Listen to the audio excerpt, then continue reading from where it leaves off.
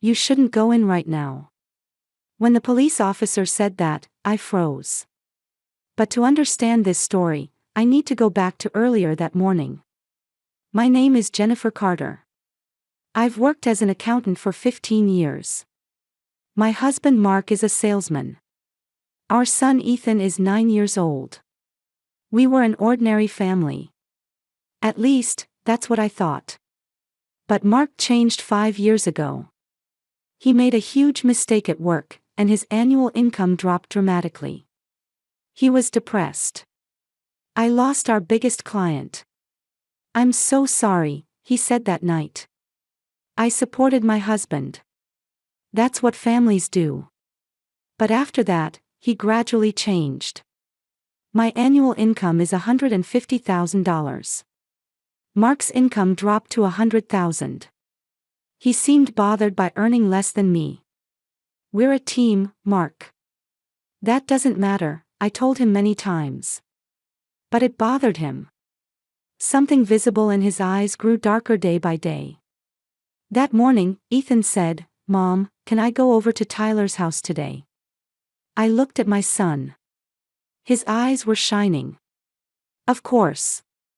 But be home by 5. "Okay," my son answered happily. Tyler was my son's best friend. Tyler's mother Lisa was always kind, and I trusted her. Her house was a 5-minute walk from ours, and they'd moved in 2 years ago. Since then, we'd become close friends. At 2 in the afternoon, my son left. "I'm going, Mom. Have fun." I waved. My son ran off with a smile. That was the last moment of my peaceful life. At 4 o'clock, my cell phone rang. It was the hospital. "Mrs. Carter. Ethan has been brought to the hospital. Apparently he fell down the stairs at a friend's house. Can you come right away?" The nurse's voice was urgent. I froze. "What? Is he okay?" "He's unconscious. Please hurry." The call ended. I jumped in my car. My heart was pounding. My hands were shaking. "Ethan, please be safe." I prayed this over and over as I drove to the hospital. Red lights felt like they lasted forever. All the cars around me seemed to be moving in slow motion. I arrived at the hospital. I tried to head to my son's room. But a police officer was standing there. "Ma'am, you shouldn't go in right now." I was confused. "What do you mean?" "That's my son in there." "I understand. But please wait a moment. You'll understand soon." I was even more confused. "Why are the police here? What happened?" The officer answered quietly. "Your son fell down the stairs. We're investigating." Investigating? It was an accident, wasn't it? That's what we need to confirm. The officer continued explaining. When a child is injured at someone else's home, we investigate. We need to make sure there was no negligence or abuse.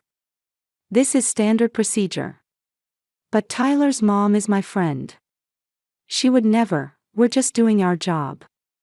10 minutes later, Mark came out of the hospital room. But his expression was strange. He was smiling with an odd sense of relief. "Why? Our son is injured, so why is he smiling?" "Mark. How's Ethan?" I shouted. "He's okay. He's unconscious, but the doctor said he'll recover." "Thank God." "What happened?" "He fell down the stairs. At Tyler's house." But Mark's expression was unnatural. He still had that strangely relieved look on his face. "Mark, why are you smiling?" I asked. "What? I'm not smiling. I'm just relieved." "But you look happy."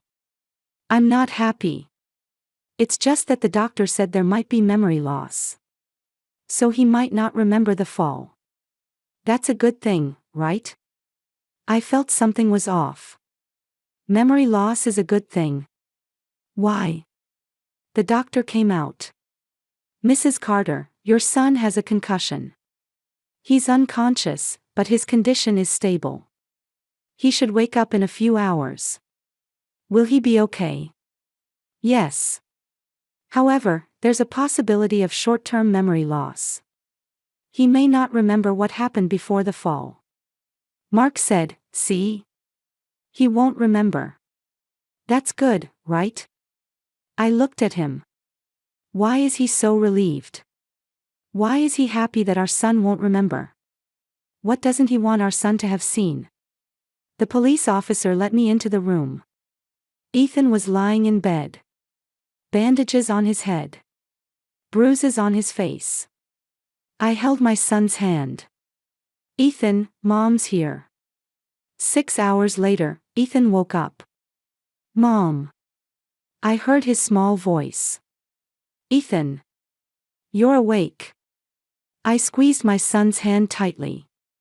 The doctor came in to examine him. Ethan, do you remember what happened? My son thought for a moment before answering. I fell down the stairs. Do you remember what happened before that? Ethan looked at Mark. In that moment, I saw something in my son's eyes. Fear. My son was afraid of his father. I don't remember, Ethan said in a small voice. Mark immediately said, see, he doesn't remember. That's good. There was obvious relief in his voice. But I knew. My son was lying. My son remembered something. But he was too afraid of his father to say it. After the doctor left the room, my husband went home too. I have to take a work call. Jennifer, you stay with Ethan tonight. Of course, I answered. After my husband left, only my son and I remained in the hospital room. Silence continued. I held my son's hand while gazing at his face. Ethan was staring at the ceiling. Tears were forming in his eyes. Ethan, I said gently. Mom's here. Whatever happened, Mom is on your side. My son slowly looked at me. There was hesitation in his eyes. And fear. Mom, I have to show you something, he said in a trembling voice. What? Look at my phone. Ethan pointed to the shelf beside the bed. His phone was there. The one we'd given him for a school project. I picked up the phone. Look at the photos, Mom, my son said. I opened the photo app. And the moment I saw what was on the screen, the world stopped. The photo showed Mark and Lisa. On a bed. Kissing. In Lisa's bedroom. I couldn't breathe. My hands were shaking. What is this? Is this real? Mom, I saw them, Ethan said through tears. I went to Tyler's house and tried to go to the bathroom. I went upstairs and the door to Aunt Lisa's bedroom was open. Dad and Aunt Lisa were there. They were kissing. My son's voice was shaking. I got scared. But for some reason I took a picture. Then I ran and tried to go down the stairs. But I tripped. That's when I fell. I hugged my son. It's okay, Ethan. This isn't your fault. You did the right thing. My son cried in my arms. But Dad might be angry. That's why I lied and said I didn't remember. Anger burned in my heart. My husband had made my son afraid. My son had to lie because he was afraid of his own father. This is unforgivable. Ethan, listen, I looked into my son's face. You were brave. This photo is important evidence. Mom will take care of everything. You don't have to worry about anything. Really? Really? Trust Mom. My son nodded. Then, feeling reassured, he fell asleep again. I gazed at my sleeping son's face while beginning to form a plan. But first, I needed to confirm something. The next morning, I called my best friend Sarah. Sarah is a lawyer and has been my friend since high school. Sarah, I need to talk. What's wrong? Your voice sounds different. Mark's having an affair. With Lisa. There was a long silence on the other end of the phone. Then Sarah said, Jennifer, there's something I have to tell you. What? My heart began to race. I saw them. 3 months ago. At a hotel. I even took pictures. But I couldn't tell you. Sarah's voice sounded pained. Why didn't you tell me? I shouted. I'm sorry. I was scared. I didn't want to hurt you. But I kept the photos as evidence. Just in case. Send them to me now, I ordered. A few seconds later, photos arrived on my phone. 3 months ago, pictures of Mark and Lisa holding hands in front of a hotel. They were laughing. Looking happy. While betraying me. Something broke inside me. But at the same time, an icy calm enveloped me.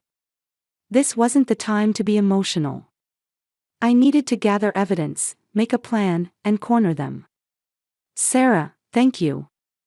I have one more favor. What? I want to contact Tyler's father, David.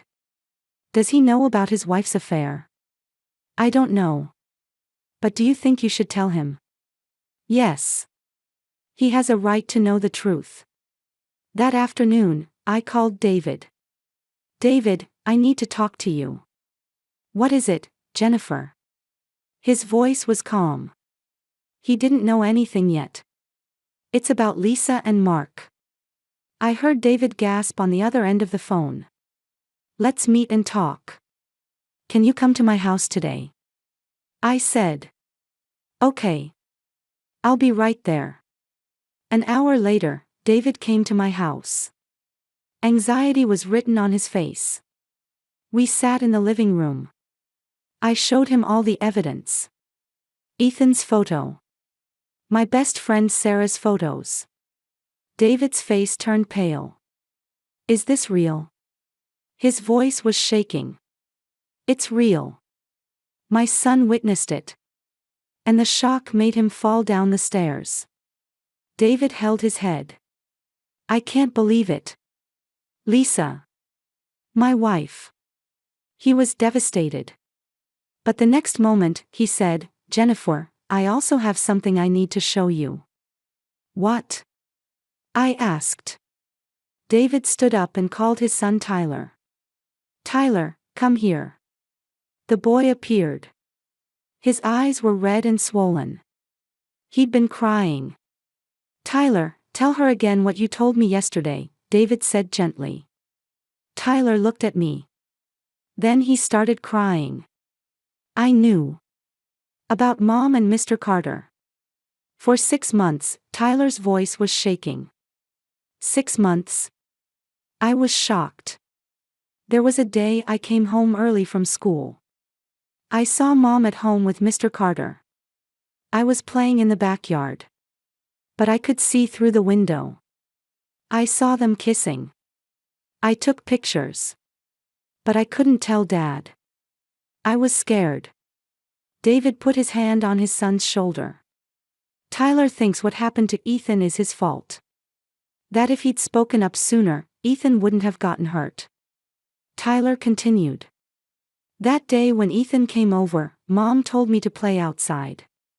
She said Mr. Carter was coming to fix something. I was in the backyard. But Ethan went to the bathroom. He saw them. Then he screamed. And fell down the stairs. David showed me his phone. There were multiple photos. Photos of Mark and Lisa kissing inside the house. Photos of them in bed. 6 months of evidence was right there. I understood everything. This didn't start 3 months ago. It had been going on for 6 months. Or maybe even longer. And Tyler had been carrying this secret alone. I hugged Tyler. Tyler, this isn't your fault. You're still a child. This is the adult's responsibility. Tyler cried in my arms. David said, Jennifer, let's fight this together. Let's make them take responsibility. I nodded. Yes. They should pay the price. That night, I thought alone. I had the evidence. But it still wasn't enough. I needed to know more about Lisa. The next day, I visited a well-regarded private detective agency in the city. The detective's name was Tom Harrison. He specialized in divorce investigations. I want to know everything about Lisa Miller. Her past, her relationships, everything, I said. Tom nodded. Understood. Give me a week. Please, as soon as possible. A week later, Tom called me. Mrs. Carter, there's something I'd like to discuss with you. I've found some interesting information. I went to his office immediately. Tom placed a thick file on the desk. Lisa Miller was in a relationship with Mark Carter 10 years ago. Before you married him. My heart almost stopped. What? They met in college and dated for 2 years. However, Mark chose you instead of Lisa. Lisa was deeply hurt. After that, she married David Miller 8 years ago. But here's where it gets interesting. Tom showed me a photo. 2 years ago, Lisa and David moved in next door to you. This wasn't a coincidence. I checked the real estate records, and Lisa looked at multiple properties before deliberately choosing the house next to yours. My whole body went cold. So you're saying she deliberately got close to us? That's right. Lisa planned everything to get Mark back. This was revenge. I sank deep into my chair. 2 years. For 2 years, I thought Lisa was my friend. I laughed with her, had tea with her, entrusted my son to her. But all along she was targeting my husband. Did you find out anything else? I asked. Tom pulled out another document. Lisa had psychological counseling in the past. After breaking up with Mark, she was diagnosed with depression. She was obsessed with him. I understood everything. Lisa was pathologically obsessed with Mark. And she planned and executed revenge against me. She became my friend, gained my trust, and then stole my husband. Tom, thank you. This information is extremely important. I stood up. One more thing, Tom said. I also obtained email exchanges between Mark and Lisa.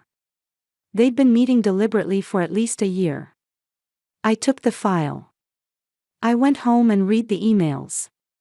They contained insults about me, contempt for David, and plans for their future together.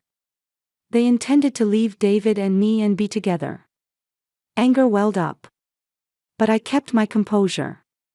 If I got emotional, I'd lose. I organized the evidence and moved to the next stage. That night, I called David. David, I have new information. Can we meet tomorrow? Of course. The next day, David came to my house. I showed him the entire detective's report. Lisa and Mark's past relationship. Lisa's deliberate move. Their email exchanges. David was shaking. I didn't know anything. That my wife was his ex-girlfriend, that she deliberately approached us. His voice was filled with despair. David, we have to stand up to them. But we need to prepare. I contacted Sarah. Sarah, start the legal preparations. Divorce and custody, and a claim for damages. Got it. Leave everything to me. Sarah's voice was strong. For the next 3 days, we prepared. Sarah prepared legal documents while David and I organized the evidence. Ethan's photo, my best friend Sarah's photos, my son Tyler's photos, the detective's report, email exchanges. Everything was ready. And then the day of confrontation came. I summoned Mark and Lisa to Sarah's law office. David was also present. At 2 in the afternoon, they arrived. Mark looked suspicious. Jennifer, what's this about? Lisa looked anxious too. Why is David here? We entered the conference room. On the large table, I laid out all the evidence. Photos, emails, the detective's report. Everything was there. Mark and Lisa's faces turned pale. What is this? Mark said. Where did you get this? Lisa shouted. I said calmly, my son Ethan saw you. In Lisa's bedroom. On the bed. Kissing. Ethan took a photo. And the shock made him fall down the stairs. Mark tried to open his mouth, but I continued. You, Mark, when the doctor said Ethan might have memory loss, you smiled with relief. You hoped our son would forget about the affair. But Ethan remembered everything. And he told me the truth. David stood up. My son Tyler also saw you. For 6 months. He took pictures. But he was too scared to tell me. When Ethan got hurt, Tyler felt guilty and told me everything. Lisa started crying. No, this is a misunderstanding. But I wouldn't forgive her. A misunderstanding. This is a misunderstanding. I placed the detective's report in front of her. Lisa, you dated Mark 10 years ago. He chose me instead of you. You couldn't forgive that.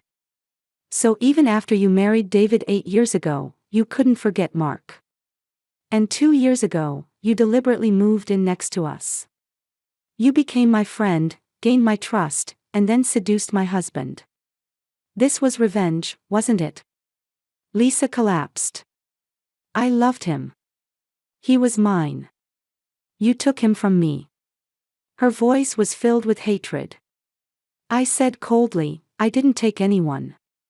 He chose me instead of you. But now, I'm leaving him. Mark stood up. Jennifer, please. Forgive me. I was wrong. There were tears in his eyes. But my heart was cold as ice. Sarah stood up. Jennifer is filing for divorce. She's seeking full custody of Ethan. And she's claiming $500,000 in damages.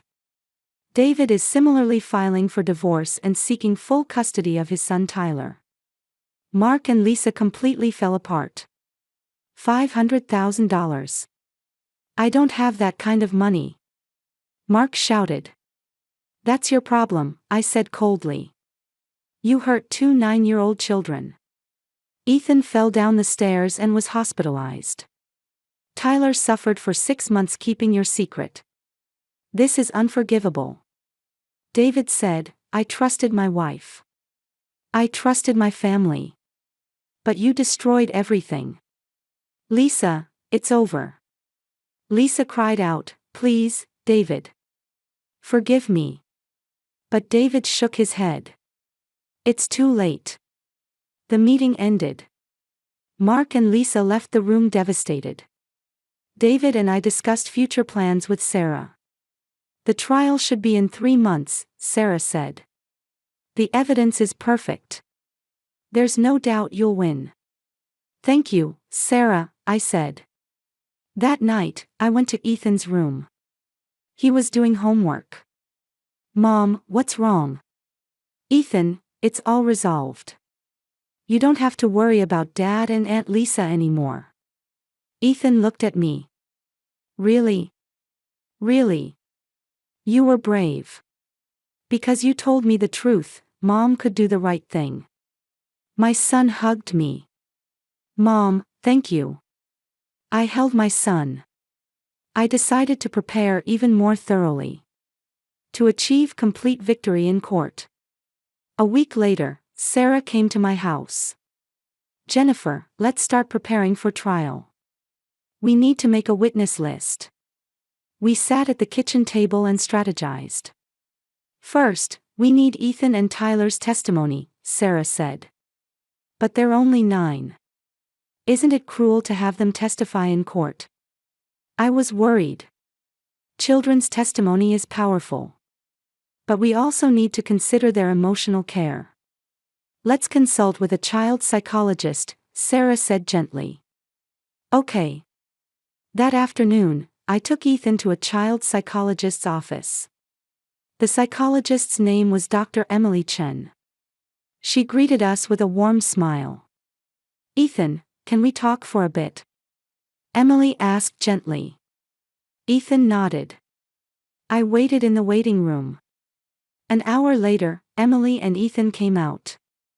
Mrs. Carter, Ethan is a very intelligent child. He understands what he saw, and he understands that it was wrong. He's agreed to testify in court, but I suggest that I accompany him. Thank you, Dr. Chen. I was relieved. David also took Tyler to the same psychologist and made similar preparations. 2 weeks later, we officially began the legal proceedings. Divorce petition, custody petition, damages claim. All the documents were sent to Mark and Lisa. Mark called me. Jennifer, let's talk. We don't need to go to trial. His voice was desperate. There's nothing left to talk about. Go through your lawyer. I said coldly and hung up. Apparently Lisa also contacted David. But David refused the same way. We had decided. We wouldn't be swayed by emotion. This was a legal battle. During this time, I returned to work.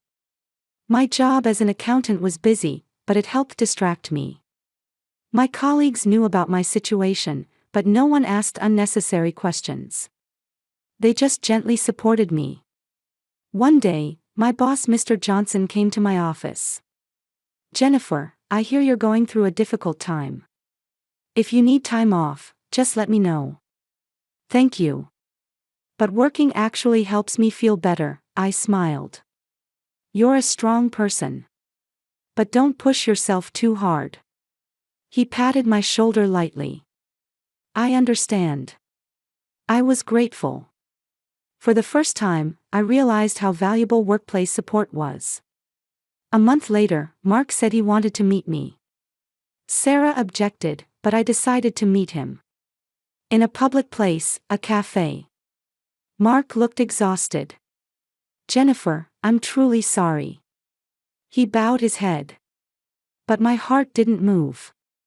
Mark, when our son fell down the stairs and was hospitalized, you were happy about the memory loss. You hoped our son would forget about your affair. As a father, that's the most unforgivable thing. Mark couldn't say anything. Ethan is afraid of you. Afraid of his own father. Do you understand what that means? My voice was quiet but filled with anger. I was wrong. But I can't pay $500,000. My annual income is $100,000. Do you know how many years that would take? Mark pleaded. That's your problem. You hurt our son. This is the price. I stood up. I'll see you in court.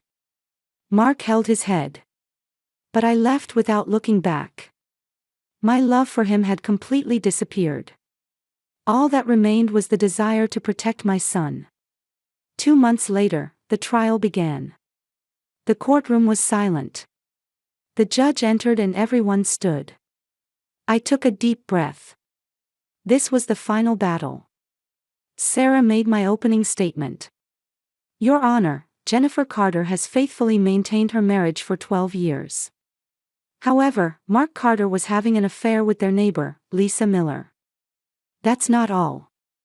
Jennifer's 9-year-old son, Ethan, witnessed the scene and fell down the stairs in shock, requiring hospitalization. The courtroom stirred. Sarah continued. Worse still, when Mark Carter heard that his son might have memory loss, he smiled with relief. He hoped his son would forget the truth. The judge frowned. That's serious. I took the witness stand. I took the oath and sat down. Sarah began questioning. Mrs. Carter, can you explain what reaction your husband showed at the hospital that day? I took a deep breath. When my husband came out of the hospital room, he was smiling with a strange sense of relief. When I asked why, he said it was good that the doctor said our son might have memory loss. I felt something was wrong. Why would a father be happy about his son's memory loss? I submitted evidence. Ethan's photo, my best friend Sarah's photos, the detective's report, email exchanges. Everything was presented to the court. Mark's lawyer attempted cross-examination, but the evidence was overwhelming. Mrs. Carter, are you sure the photo was actually taken by your son? Could it have been fabricated by someone? It was taken directly from Ethan's phone. The metadata has been verified. The date, time, and location all match. I answered calmly. Next came Ethan's testimony. Dr. Chen accompanied him, and Ethan took the stand. He looked small. But there was strong will in his eyes. The judge asked gently, Ethan, you don't need to be afraid. Can you just tell us what you saw? Ethan nodded. I went to Tyler's house to play. I wanted to use the bathroom, so I went upstairs. Aunt Lisa's bedroom door was open. Dad and Aunt Lisa were there. They were on the bed, kissing. Ethan's voice was shaking but firm. I got scared. But for some reason I took a picture. Then I tried to run away, and I tripped going down the stairs. At the hospital, did you feel anything about your father? Sarah asked gently. Ethan looked down. Dad was smiling. When he heard I might have memory loss, Dad was relieved. I got scared. So I lied and said I didn't remember. The courtroom fell completely silent. Even the judge had a serious expression. Next was Tyler's testimony. Tyler similarly testified about what he'd seen for 6 months. I saw them many times. Mom and Mr. Carter at home. I took pictures. But I couldn't tell Dad. I was scared. Tyler started crying. When Ethan got hurt, I thought it was my fault. If I'd said something sooner, Ethan wouldn't have been hurt. So I told Dad everything. David also testified. He testified about his wife Lisa deliberately approaching them and their past relationship. All the evidence was presented. Mark and Lisa's lawyers tried to argue, but the evidence was unshakable. When Lisa took the stand, she broke down crying. I loved Mark. He was supposed to be mine. The judge said in a stern voice, Mrs. Miller, I understand your feelings, but that doesn't justify the affair. Especially the fact that you hurt children cannot be erased. The trial continued for 3 days. And then the day of judgment came. The judge read the verdict. I grant Jennifer Carter full custody of her son Ethan, divorce from Mark Carter, $500,000 in damages, the marital home, and full child support payments. I grant David Miller full custody of his son Tyler, divorce from Lisa Miller, and the marital home. Mark and Lisa were completely devastated. But we felt nothing. Only relief that it was over. When we left the courtroom, David said, It's over. Yes, finally, I smiled. 1 year later. Ethan and Tyler were attending therapy regularly. At Dr. Chen's office, the two sometimes had sessions together. How are you both feeling today? Emily asked gently. Ethan answered. Better than before. I don't have bad dreams anymore. Tyler nodded too. Me neither. I don't feel guilty anymore. Their friendship hadn't changed after that incident. In fact, it had grown deeper. They were companions who had overcome a difficult experience together. One Saturday afternoon, the two were playing in my backyard. I watched them from the kitchen window. Tyler said something to Ethan, and they both laughed. Seeing those smiles warmed my heart. David came to pick up his son.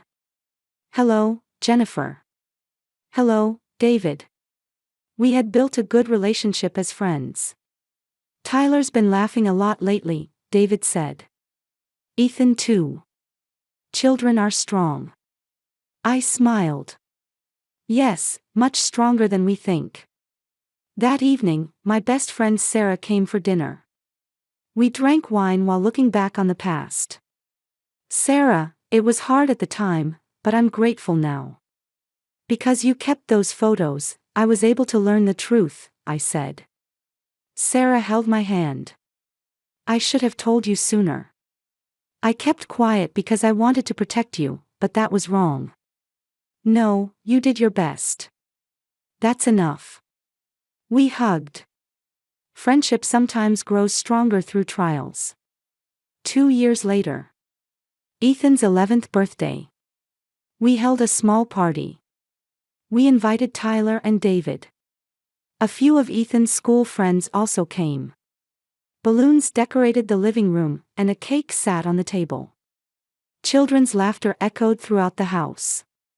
Ethan came to me. Mom, I'm glad you're my mom. Why are you suddenly saying that? I laughed. Because you're strong. Back then, you protected me. I think I was right to show you that photo. Ethan's eyes were serious. I hugged my son. Ethan, you were brave. Because you told me the truth, we were able to choose the right path. You saved us. Tyler too, right? Ethan said. Yes, Tyler too. You were both truly brave. That night, after everyone went home, I sat alone in the living room. Stars were shining outside the window. These 2 years had been a long journey. There was pain, anger, and sadness. But having overcome all that, we're here now. Ethan has regained his smile. I've begun walking a new life. My husband had an affair. He smiled, hoping our son would have memory loss. But our son remembered everything. Our son found the courage to tell the truth, and his friend's son found the courage to tell the truth. 2 children saved 2 families. Family isn't about blood. Family is about love. Supporting each other, protecting each other, believing in each other. That's family. And we are a real family. I looked up at the stars outside the window. The future looked bright. With Ethan and me, and with all the people we'll meet, we'll move forward. The past can't be changed. But the future can be created. And our future is filled with hope. I smiled. A new life is beginning now.